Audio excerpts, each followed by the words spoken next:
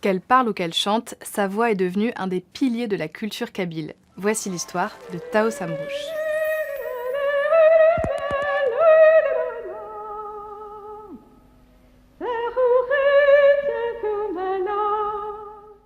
Taos Amrouche est née à Tunis en 1913. Elle passe une longue partie de sa vie entre la Tunisie et la France, mais ses origines sont algériennes. Ses parents sont kabyles et se convertissent au catholicisme, un choix incompris par une partie de la famille. Ils quittent alors le pays et s'installent en Tunisie. Là-bas, ils y obtiennent la nationalité française.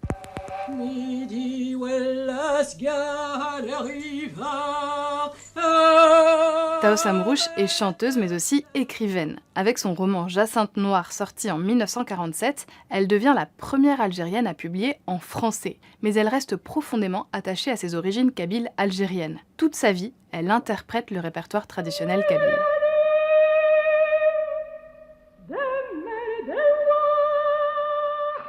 Plus qu'une interprète, Taos Amrouche inscrit ses chants dans le temps.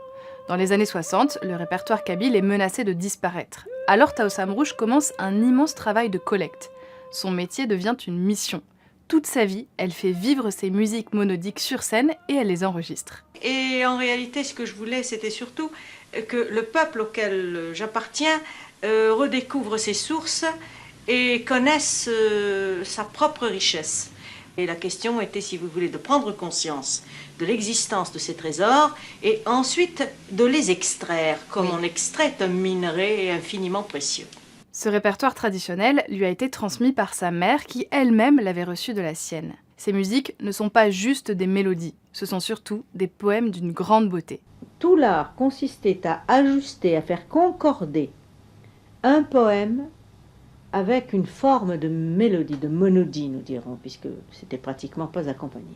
Le répertoire kabyle rythme la vie. On retrouve des berceuses, des chants pour le travail ou pour célébrer un mariage. C'est une tradition qui permet de marquer chaque moment de la vie, du berceau jusqu'à la tombe.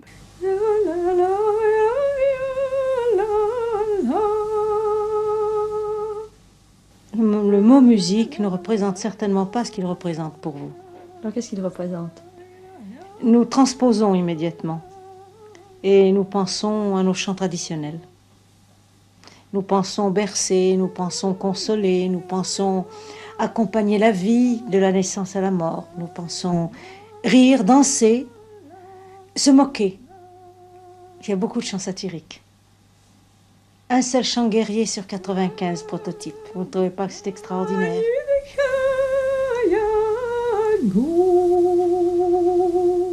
Pendant ses concerts, Taos Amrouche prend toujours le temps de mettre en contexte, d'expliquer et de décrire ce qu'elle chante. Elle permet de faire entendre la poésie kabyle au plus grand nombre et surtout auprès d'un public francophone. C'est une aubade sacrée, c'est une aubade de noces.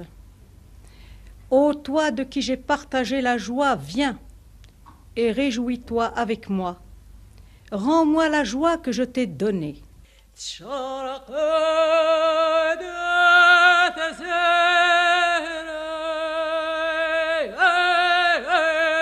Taos Amrouche chante partout ses musiques, sauf dans le pays d'où viennent ses trésors.